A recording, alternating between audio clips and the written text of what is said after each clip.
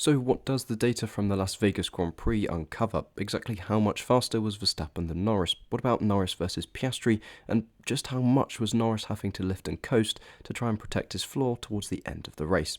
We'll dive into all of that and more with full data analysis. So first of all then, your overall race pace, the average lap time of each driver throughout the race once we've removed outliers, virtual safety car periods, pit stops, etc. Of course, at the front it's Verstappen and Norris, and the gap here makes it look like Norris was 0.4 a lap slower on average compared to Verstappen, but of course there's more to that.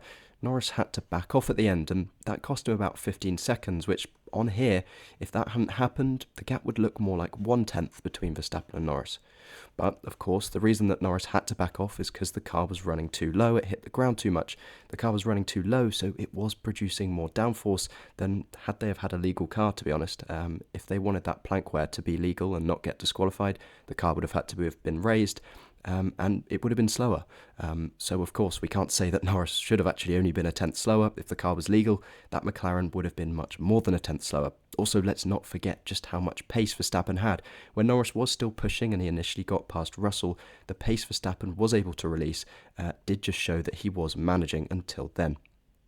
Now, what about Mercedes? They were definitely hoping to be quicker, and perhaps it's not as bad of a showing as it looks. Yes, they're a long way off Verstappen, Russell about half a second, and Zerli pretty much half a second as well. It was a good showing from him, even with that penalty, very strong result, just about pipping Leclerc by about 0.2, I think, in the end at the finish line.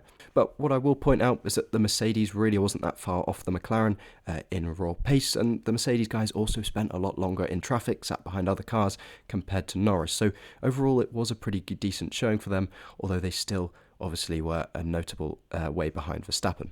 Now, if we isolate to just the McLarens, we see that Piastri looks about 0.2 off of Norris's pace.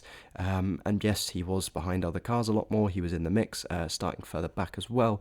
But ultimately, his race pace compared to Norris's, there wasn't a horrific amount in it. Both of them had to lift off a bit towards the end, but it wasn't a horrific showing purely on pace for him. And then looking at the Ferraris, it was a tough race for Hamilton. For Leclerc, only half a second off the pace to Max. Honestly, to the McLarens, the difference wasn't too bad. Hamilton spent an awful lot of time stuck behind cars. Leclerc also, his race was harmed by being stuck behind Sainz. But overall, it was very tough for the Ferraris, despite Leclerc nearly making the podium due to the disqualifications. Sainz and Hadjar then had very good pace. Of course, they started pretty high up. That helped.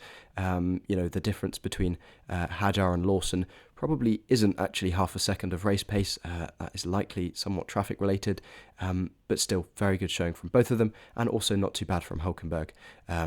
And then final comparison is the Red Bulls, which has become a bit of a tradition now.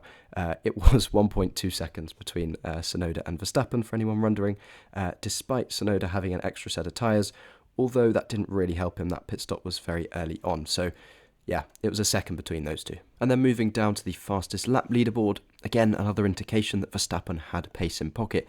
His fastest lap on the very last lap of the race, I believe, a 1:33.3.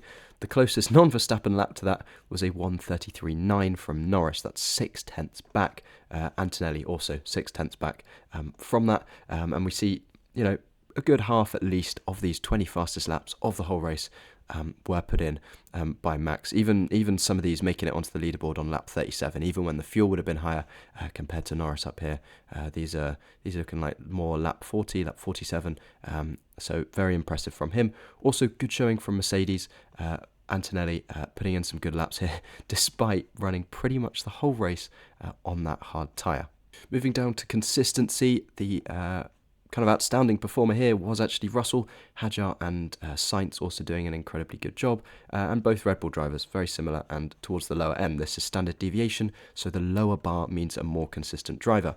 We then see the McLarens up here, much higher bars. That is skewed because they had to lift off at the end, which makes them look less consistent. Antonelli also struggling a bit, but fair play to him. He was on a single set of tyres pretty much the whole race. Hamilton also struggling for consistency compared to his teammate. Looking down to laps in traffic, we see Alonso and Piastri actually spent the most time sat behind other cars, and that makes Piastri's pace, 0.2 difference to Norris overall, not look too bad. Both the Ferraris' race is pretty hindered by traffic, and you can put that down to qualifying. I think Leclerc, if he'd have started further up, could have been on a genuine podium. Of course, with the disqualifications, although we don't know, where the McLaren pace would have been if the car was legal.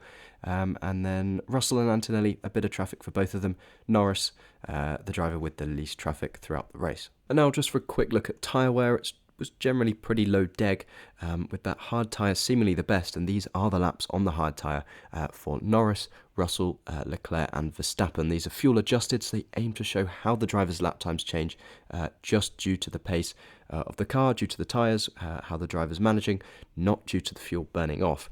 And what we see, firstly, a very flat line for Verstappen. He was completely in control, not getting caught out by any wear.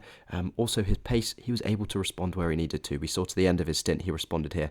This little dot here is actually him responding with the quickest lap of the race towards the end. Norris, meanwhile, his line looks incredibly steep. That's because he's got these laps up here, which is from when he had to lift and coast. Until then, he was roughly a match for Verstappen's pace. The start of his stint, slower than Verstappen, then it came to match it, and then, of course, dropped off.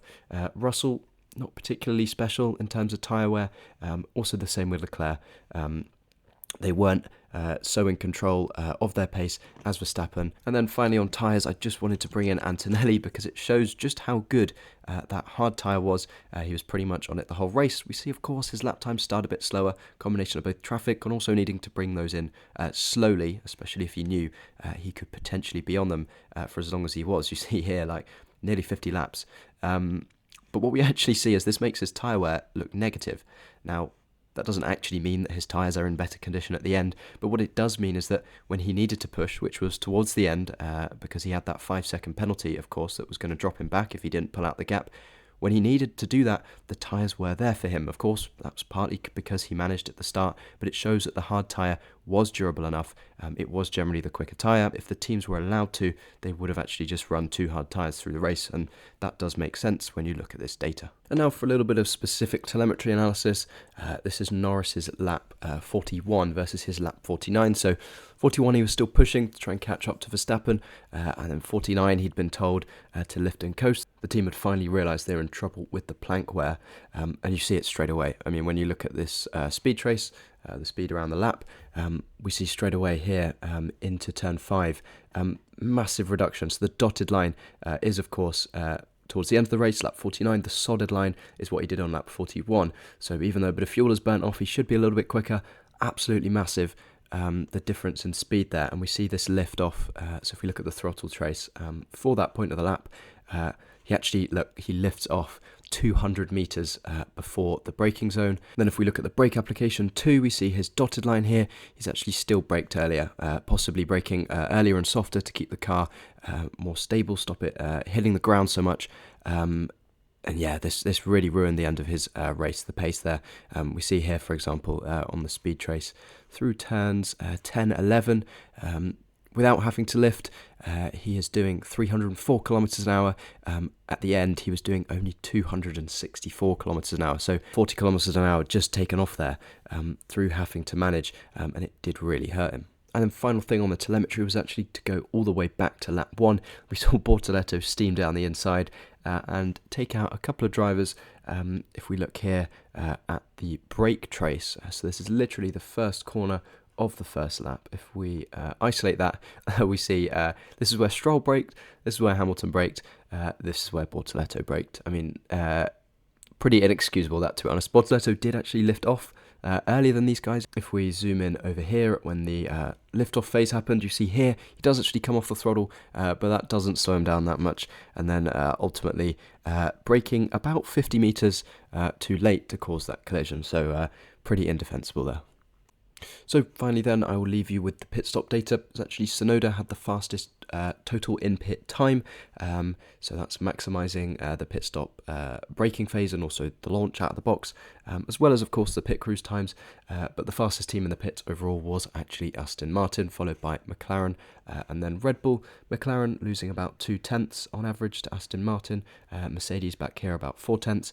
There were, of course, a lot of outliers, things like Liam Lawson's front wing change here, making Racing Bulls look slow. But that's all the data I have for you. Do comment your predictions for next time out in Qatar, and of course discuss your thoughts on this race. But that's all, so thank you, and I'll see you next weekend.